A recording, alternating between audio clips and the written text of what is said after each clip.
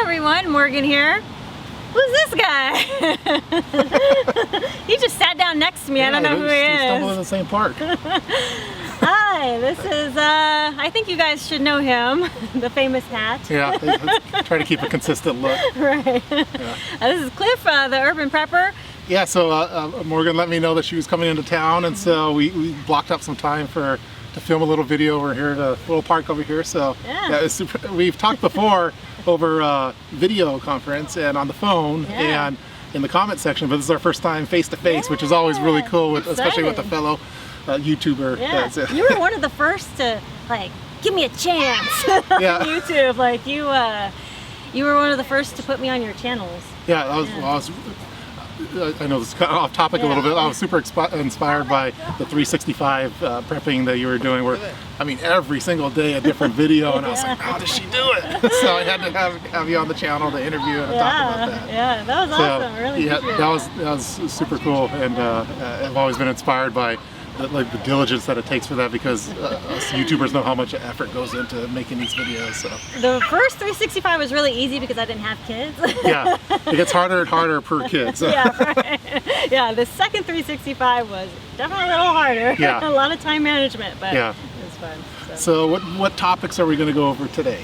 Yeah, so today I was thinking, you know, we both have kids, and I was thinking we could talk about just kind of how you would be prepared with kids in the city, and you know, like just a few tips that you might have for bugging in or bugging out or anything like that, since I know you live in a really big city like I do. Yeah, with kids, a lot of the prepping stuff that you would normally do for yourself, where you were talking about the different categories of having comm stuff, first aid stuff, you're not going to get any of that for your kid, right?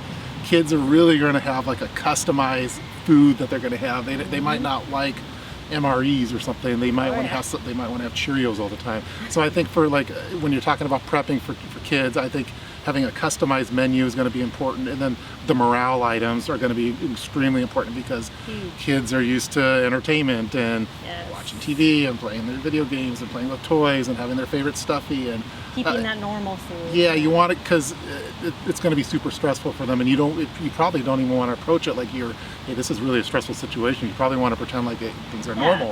And I think trying to really emphasize that. So for me, emphasis for me is food preps, morale preps, and then the customized clothing. And then if you have a kid with the diapers, or if they're nursing or whatever, having those customized items, and then really their kits they're going to be kind of mooching off of your kit for the majority. They're going to be mooching. They're not going to need comms. They're not going to need a ham radio. They're not going to have a first aid kit. They're not going to need a water purification. They're not going to be starting fires. They're not going to have a stove. But they are going to be eating food that they will actually eat. They're going to be wearing clothes that you can't wear, and they're going to have stuffies and morale type items. So for me, those are like what I try to focus on. And so their kit is a kind of an add-on to my kit. So unfortunately, that means my kit has to have a lot more stuff in it. That's the kind of approach that I go with. And then for EDC purposes, it's more of a... Do they carry EDC? No.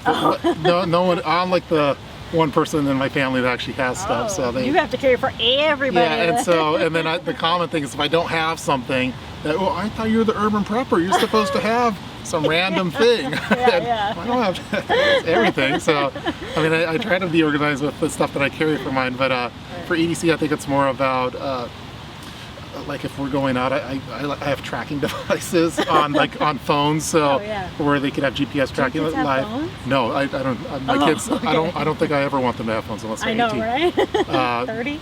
Yeah, maybe when they're 30. But they'll temporarily borrow one, or I'll slip it in a backpack or in a bag. I have a small backup phone, and we have it's called Life 360. It's an app for family tracking, and so I could get real-time updates on their GPS location. So if they were to get lost, I could track them down. Oh, cool. And you know, and there's some more extreme scenarios, like if some bad guy took them. As long as they had that, I'd be able to. So for me, for the kids, it's more about the track kind of tracking them a little bit onwards. Having their identification. My daughter, for example, couldn't explain what her. Well, she might be able to say her full name, but she wouldn't be able to say what the home number is. And so they have various like wristbands and stuff like that. And if you're out in I'm kind of just spitballing here, but like if you're out at a fair or a outdoor event or something like that, if it's nighttime, having some kind of glow thing or a LED light that you might have in a backpack normally for tracking where your kid is. For me, those are the important things for prepping for kids. My kid has a really bright neon backpack, orange neon backpack, and a lot of people were kind of saying, well, I don't like the color orange. I'm like, yeah, but I can see her. If she gets separated from me, I will see her, okay? I don't want her to have a black backpack or a gray backpack. Yeah, no. In some situations, I do not want her to blend in. I want her to stand out. Yeah, I think for kids, it's for grown-ups, signaling is, you're doing SOS and you're having all the smoke signals and stuff. For kids, it's like high visibility clothing items and illumination for them that they could that you could find them and then they could kind of find their way around too. I think so it's a kind of different skew of signaling. Right. Yeah. Would you teach your kids how to find you? We teach them to stay in place and we'll find them, because if they're off searching for us, they're going to get more lost. So, but if they kind of stick where they're at and have situational awareness and we'll find them, and hopefully we have some kind of tracking that'll help, or if they have a light or something like that, or if they call for help. So we generally want to kind of like when you're out hiking or whatever, if you get lost, you kind of want to stay where you're at and signal for help. So I think that in an urban environment, I think that applies too. So absolutely, especially if you're in like a big event, which we try to avoid anyway. But what kind of stuff do you think about for kids preparedness? Yeah, I mean, a lot of the same stuff. I really go big into the morale with my child. I let her put all of her toys in her backpack. I let her choose, because if I don't, then I'm going to put something she don't like anymore, right? And so I let her like kind of pack that, and then I'll let her unpack it, repack it several times, because then she'll find stuff she doesn't want anymore. And she's at that like perfect age right now where she, knows exactly what she wants. And but yeah, like you were saying with the high visibility, and just really, teaching them every single day you're out with them. Teaching them about listening to you, or staying close, or at least always being in visible eyesight, right? Like I always want to see my child, or she sees me, right? Like if we're playing at the playground or something, just always kind of give that visual, right? Stay off the phones, kind of thing. I'm pretty anti-phone with kids for the most part. So I think we were just talking about this, before we were filming, but whenever we go to the playground, there's always parents like this, it's just very... It's like society is just getting more and more where they're just detached from what's going from real life. It's kind of scary. I was talking earlier about, I filmed a video today about urban situational awareness and just being like conscious of your surroundings.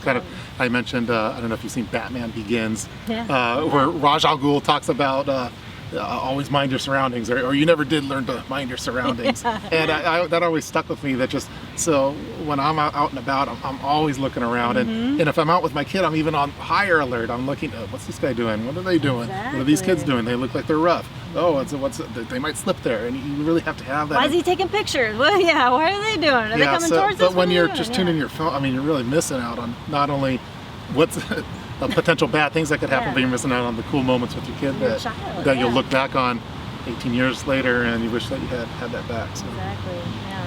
Yeah. So we're pretty much in agreement with that. It's always nice when you talk with fellow parents, because once before you have kids, there's kind of like a timeline, like Back to the Future timeline, where before you had kids, and then after you have kids, you have kind of new friends. You look at things a little different. You have new values. Things that were important to you back then are not important as much anymore. And then everything that you're doing, like the preparedness that you're doing, you're mainly doing it for your family, and for protecting them and providing for them. And it's totally different than. I liked life before kids too, because you get a little more freedom, but it becomes even more. It's just different. It's different. It's fun. It's exciting. It's challenging. It's stressful. It's everything. And I think I was a prepper before kids. Which I'm sure you were too, right?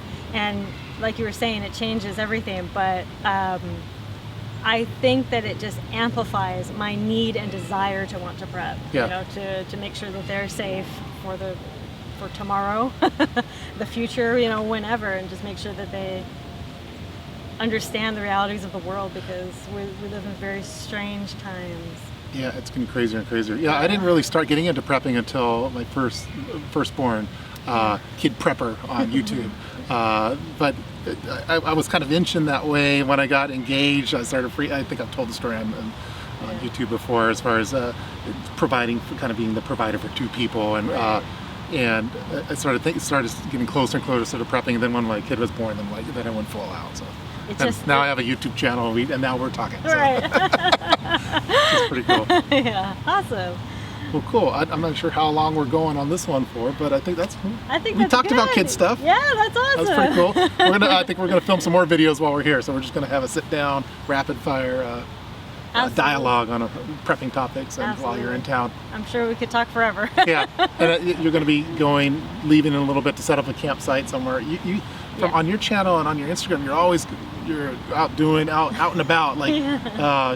Whether you have a crossbow or who knows what, but your kids are really getting a lot of cool experience, and out and doing cool stuff like that, and it's really cool. It's fun for me to watch, especially because I've watched your channel grow over the years, and just seeing all the various projects that you're doing and how you're incorporating your kids and family with it. It's pretty awesome. So. Yeah, I appreciate that. Thanks. All right, well, there'll be more videos with this guy here. Thank y'all so much for watching. Conquer tomorrow by preparing today. See ya.